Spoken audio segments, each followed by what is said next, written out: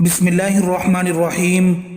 अस्सलामु अलैकुम वरहमतुल्लाहि वबरकातुह। मोहतरम नाजरीन, आज की वीडियो में हम आपको नाफरमान औलाद को फर्मा बरदार बनाने के लिए एक सूरत बताएंगे कि वो किस तरह पढ़नी है। इसी तरह एक बहुत ही कामयाब वजीफ़ा बताएंगे जिस वजीफ़े को अगर आपने 100% यकीन के साथ कर लिया तो आपकी औलाद आपकी फर्मा बरदार बन जाएगी। मुहतरम नाजरीन, दुश्मन से ज़्यादा उस इंसान से बचना जो तुमसे हसद करता हो। अगर तुमसे कोई मसला एक ही सफ़े पर वाज़ेह नहीं हो पा रहा तो समझ जाओ कि तुम इस मसले को समझ नहीं पाए। जब आप दूसरों के सामने वजाहत करने लगते हो तो समझ लेना कि तुम हार चुके हो। अगर कोई ज़िंदगी में आपका मजाक बनाने लगे तो फिर तुम पे फ़र्ज़ बन जाता है कि तुम उनको कामयाब होकर दिखाओ। ज़िंदगी में ख़ुद को इतना काबिल लाजमी बनाओ कि जब तुम बोलने लगो तो लोग लिखने पे मजबूर हो जाएं। खुद एतमादी वो दलील है कि दुनिया आपको बताती है कि आप कितने काबिल हैं। खुशी और सेहत के लिए अपनी जिस्मानी, रूहानी और ज़ाहरी ज़रूरियात पर भी तवज्जो लाजमी दिया करें। ज़िंदगी में एक बात हमेशा याद रखें कि अपना ख्याल इतना लाजमी रखा करें कि ज़िंदगी अच्छी गुजर सके। हमेशा अपनी आवाज़ की बजाय अपने दलाइल को मजबूत और बुलंद रखा करो कि बादल गरजने से फूल नहीं उगते बल्कि बरसने से उगते हैं। जो इंसान हर नसीहत से घबरा जाए तो समझ जाएं कि वो कभी भी खुद को ठीक नहीं कर सकता। तुम्हारा दोस्त वही है कि वो तुम्हें उस वक़्त भी पसंद करता है जब तुम कुछ भी नहीं होते। इंसान की सोच अगर मनफी हो तो हर मौका मुश्किल नज़र आता है, और अगर सोच अच्छी हो तो हर मुश्किल का हल नज़र आने लगता है। किसी की मुश्किल में उसके सब्र का इम्तिहान नहीं लेना चाहिए कि ऐसे लोग अक्सर पछताते हुए नज़र आते हैं। जब कोई तुम्हारी नज़रों में तुम्हारी किसी ज़रूरत को समझ नहीं सकता तो उससे कुछ मांग कर खुद को शर्मिंदा मत करो। दुनिया में अक्सर कामयाब इंसान की शादी नाकाम हो जाती है क्योंकि वो बीवी को वक़्त देने की बजाय काम को पहले तरजीह देने लगते हैं। इंसान की जब शादी हो जाए तो उसकी एक ही ख्वाहिश होती है कि अल्लाह उसको नेक और फर्माबरदार औलाद अता करे, क्योंकि हर दूसरे इंसान के यही ख्वाब होते हैं कि उसकी ज़िंदगी बहुत अच्छी और सुकून वाली हो। उसकी खुशियाँ यही औलाद बनती हैं, क्योंकि औलाद कोई भी हो, फिर बेटा हो या बेटी, वो पूरे घर की रौनक बनते हैं। और यही औलाद जब जवान हो जाए तो उनकी एक ही ख्वाहिश रहती है कि कैसे भी करके हमारी औलाद कामयाब हो जाए और कभी ज़माने की बुराइयों का शिकार मत हो। क्योंकि माँ बाप खुद अगर गुर्बत और तंगी में ज़िंदगी गुजार दें तो उनको कोई गम नहीं होता, मगर उनकी औलाद अगर नाकाम हो जाए तो उनको बहुत दुख होता है कि उनकी सारी मेहनत बेकार हो चुकी है। क्योंकि उनकी औलाद जब उनके सामने नाकामी की तरफ जाने लग जाए तो वो इस कदर टूट जाते हैं कि वो सारी ज़िंदगी संभल नहीं सकते। अगर आपका जवान बेटा किसी मुश्किल में घिरा हुआ है और घर में अब अपनी नाकामी की वजह से बार बार गुस्सा करने लगा है तो उस पर कभी किसी किस्म का दबाव मत डालें, बल्कि घर में सूरह इखलास को हर वक्त पढ़ते रहें। और जब भी बेटे से कोई बात करने लगें तो उसके सामने एक बार लाजमी पढ़कर उसे बख्श दें। फिर देखें अल्लाह पाक उसकी ज़िंदगी को कैसे बदल देगा, वो कामयाबी की जानिब जाने लग जाएगा। औलाद की इस्लाह के लिए एक वजीफ़ा भी सुन लीजिए।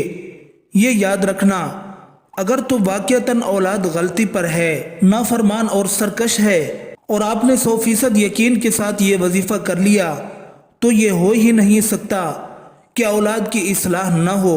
तो सुन लीजिए कि वालिदैन तहज्जुद के वक़्त 2 रकात सलातुल हाजत पढ़कर अल्लाह ताला से सिद्क़ के दिल से औलाद के इताअत और फर्माबरदारी की दुआ करें।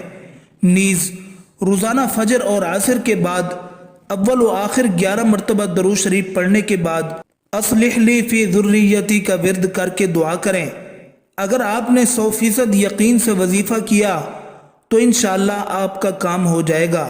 सलातुल हाजत का तरीका ये है, हदीस में है कि जिस शख्स को अल्लाह ताला से कोई ख़ास हाजत یا کسی بندے سے کوئی خاص کام پیش آ جائے تو اس کو چاہیے کہ خوب اچھی طرح وضو کرے، پھر 2 رکعت اپنی حاجت کی نیت سے نماز حاجت پڑھے، اس کے بعد اللہ تعالیٰ کی حمد و ثنا کرے اور رسول اللہ صلی اللہ علیہ وسلم پر صلاۃ و سلام بھیجے، یعنی درود شریف پڑھے۔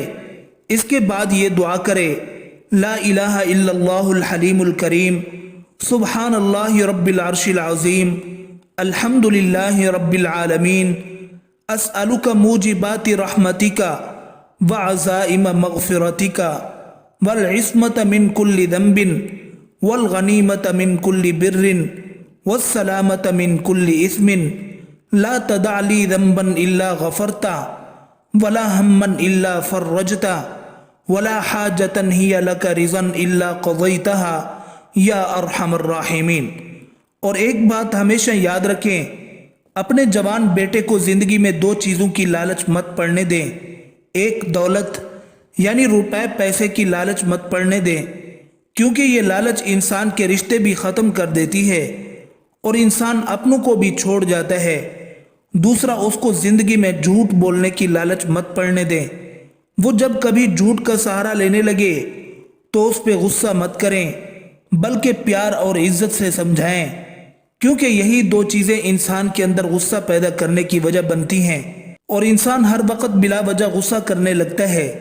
ایک مرتبہ کا ذکر ہے کہ کسی ملک میں ایک بادشاہ اپنی رعایا پر ظلم کر کے بہت سارا خزانہ جمع کر لیا۔ اسے شہر سے باہر ایک جنگل کی غار میں چھپا دیا کرتا تھا۔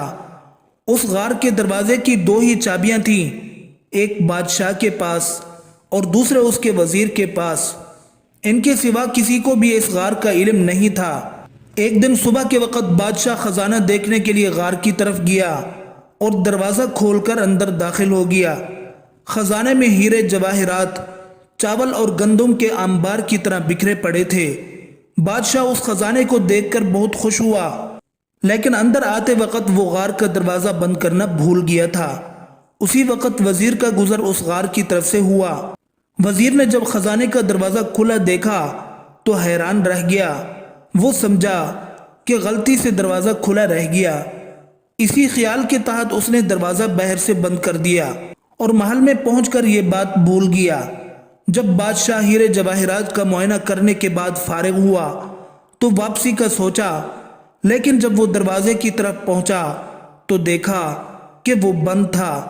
بادشاہ نے دروازے کو خوب زور زور سے پیٹنا شروع کر دیا اور ساتھ ساتھ چلاتا بھی رہا، لیکن اس ویران جنگل میں اس کی آواز سننے والا کوئی نہ تھا۔ اس نے دنیا کو پیغام دینے کے لیے زمین پر یہ لکھا اور مر گیا کہ دولت کسی کو زندگی نہیں دے سکتی۔ وزیر بادشاہ کی لکھی ہوئی تحریر پڑھ کر سکتے میں آ گیا۔ وہ بادشاہ کا تجربہ محسوس کر چکا تھا۔ اس نے تہیہ کیا کہ آئندہ زندگی میں وہ دولت کی بجائے انسانوں سے پیار کرے گا، کسی کو تکلیف نہیں دے گا۔ اپنی زندگی میں یہی نصیحت اپنی اولاد کو بھی کریں کہ دولت ہر جگہ کام نہیں آتی اور نہ ہی اللہ کے عذاب کو دور کر سکتی ہے۔